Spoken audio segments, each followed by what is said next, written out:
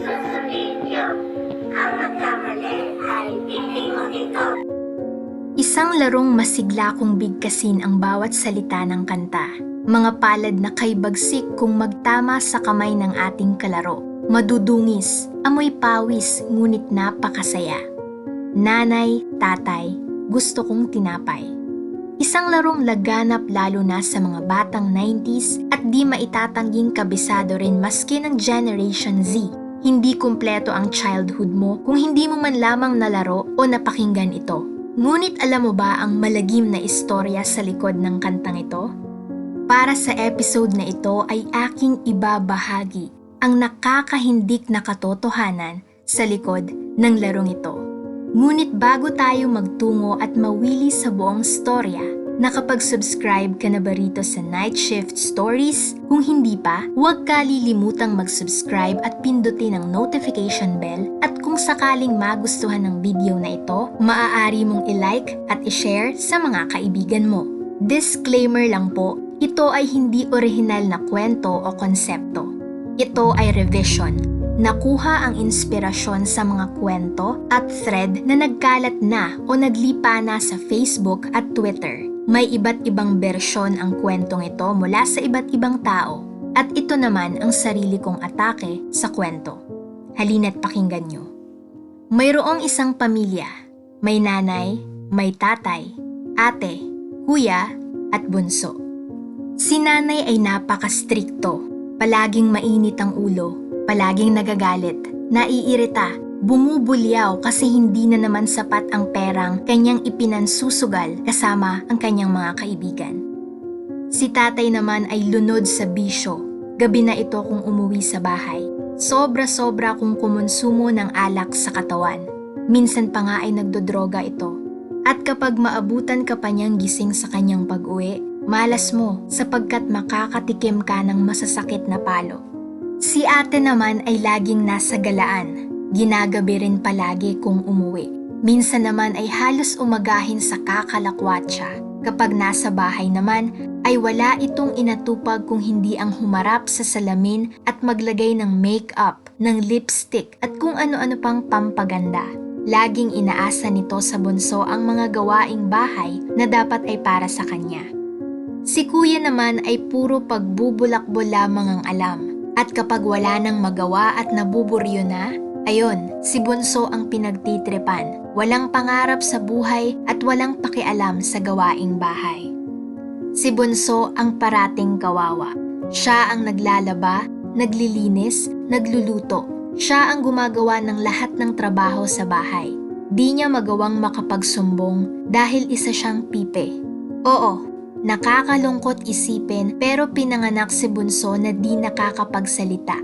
Hindi alam ng nanay nila ang nangyayari sa bahay dahil lagi na lamang si bunso ang tinuturo ng kanyang ate at kuya.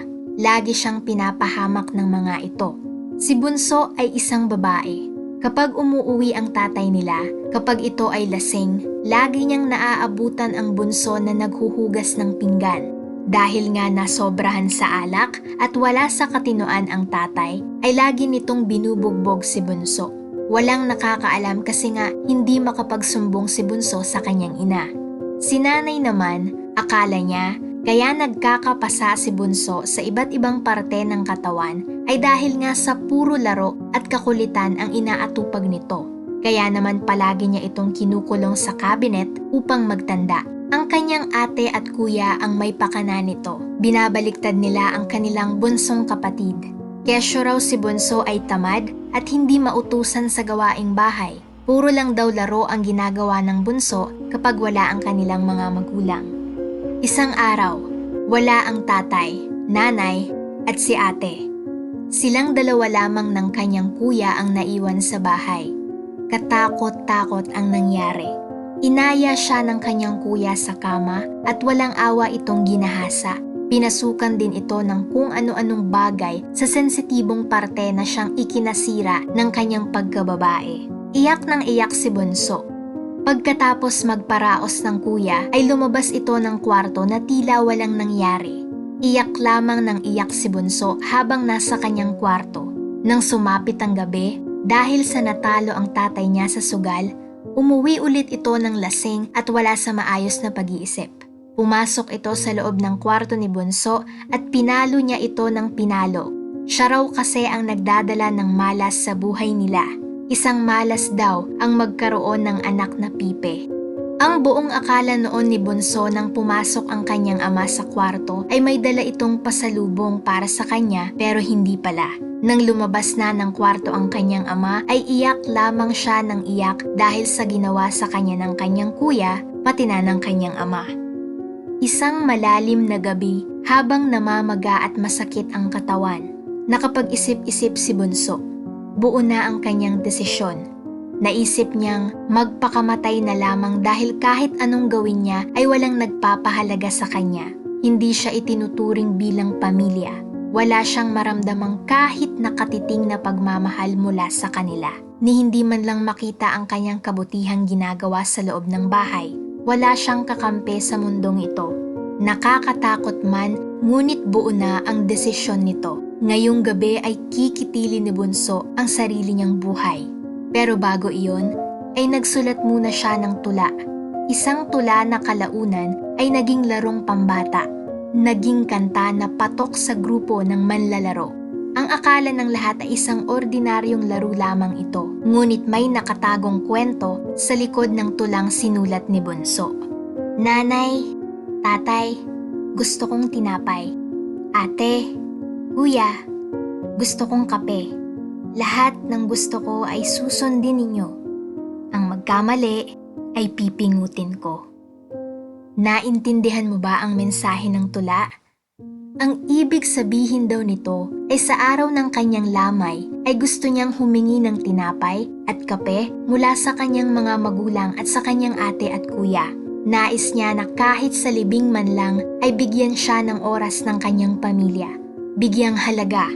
Pakitaan ng malasakit sa mga oras na iyon dahil kung hindi ay isasama niya ito sa hukay. Ilang oras pa ay tuluyan na nga itong nagpakamatay. Sa pagsapit ng umaga ay bumungad na nga ang nakalambiting katawan ni Bunso, patay na at malamig. Ang tula naman na kanyang isinulat ay nabasa nga ng kanyang pamilya. Ngunit imbis na matakot, magambala, o maiyak ang kanyang pamilya dahil sa nabasang sulat ay binaliwala lamang ito. Bumuntong hininga at nagpasalamat pa dahil tuluyan nang nawala ng pabigat at malas sa kanilang pamilya. Ipinalibing nila si Bunso ng mabilisan. Niwala man lamang silang pighati o lungkot na naramdaman. Patunay na hindi talaga siya mahal ng kanyang pamilya. Ang magkamali ay pipingutin ko. Ito ang panghuling linya ng tula. Ayon sa nakararami, ito raw ay isang pahiwatig na ang ibig sabihin ay sa oras na hindi sundin o bigyang pansin ang kanyang kahilingan, ay may mangyayaring masama sa kanila. Tama ang hula mo. Hindi sinunod ng sino man sa kanyang pamilya ang nakasaad sa tula ng kanyang liham, ni hindi man lang binigyang pansin ang kanyang munting pakiusap na kahit sana sa huling nalalabing oras ng kanyang lamay ay paglaanan siya ng oras, alaya ng pagkain, ng malasakit, ngunit wala. Hindi nila ito sinunod at isinawalang bahala. Kaya naman sa mga sumunod na araw ay isa-isang namatay ang kanyang pamilya. Nanay, tatay, ate at kuya. Isa-isang natagpuan ang kanilang mga labi. Hindi maipaliwanag ang klase ng kanilang pagkamatay. Walang eksplanasyon, walang suspect, at walang witness. Walang nagtatanong, wala ring nagtataka. Tila wala rin ni isa sa kanilang lugar ang gustong magmalasakit sa pamilya. Lahat ay tikom ang bibig. Basta't natagpuan na lamang ang nanay sa labas, wala ng buhay, ngunit namamaga ang leeg. Sa bandang lalamunan at punong-puno ng perang barya ang bunganga, malamig na ang bangkay. Ang tatay ay natagpuang patay sa likod ng kanilang bahay. Bumubula ang bibig. Namatay daw ito dahil nasobrahan sa alak at droga ang katawan. Ang malala pa ay punong-puno ang kanyang katawan ng pasa. Tila ba may pumalo at bumugbog sa tatay dahil sa sinapit ng katawan nito. Ang ate naman ay naabutang hubot-hubad. Ang kanyang katawan ay nakitang nakahandusay sa talahiban. Ngunit ang mukha nito ay punong-puno ng makapal na kolorete sa mukha na halos di na makilala ang mukha. Nagkalat ang lipstick sa iba't ibang parte ng katawan. Ganoon din, malamig na ang bangkay. Panghuli ay ang kuya. Matigas at malamig na ang bangkay. Dilat ang mga mata. Nakarehistro ang matinding kilabot at pagkatakot. Nababalot ng dugo ang kanyang pang-ibabang kasuotan. Nang tingnan ng maigi ang katawan, laking gulat ng lahat dahil wala na itong ari. Duguan ang kanyang sensitibong bahagi. Tila ba't tinaga at tinanggalan ito ng pagkalalaki. Mukhang napakalaki ng galit ng may gawa nito sa pamilyang ito. Ngunit ang pinakamatindi sa lahat na ikatitindig ng balahibo mo ay ang pagkadiskubre na lahat sila ay putol ang dila. Animoy, hinablot ang mga dila nila upang hindi makasigaw ng saklolo. Ayon sa mga nakatira sa lugar na iyon, ay may hatid na sumpa ang kantang iyon kaya sila'y naghabilin ng sapat na pag-iingat sa mga maglalaro nito. Nanay, gusto kong tinapay. Ate, kuya, gusto kong kape. Lahat ang gusto ko, isusunod niyo. Ang nagkamali ay hindi ko ito. At dito nagtatapos ang malagim na kwento sa likod ng larong kinagigiliwan ng mga bata. Salamat sa pakikinig mga ka-night shift. Hanggang sa muli.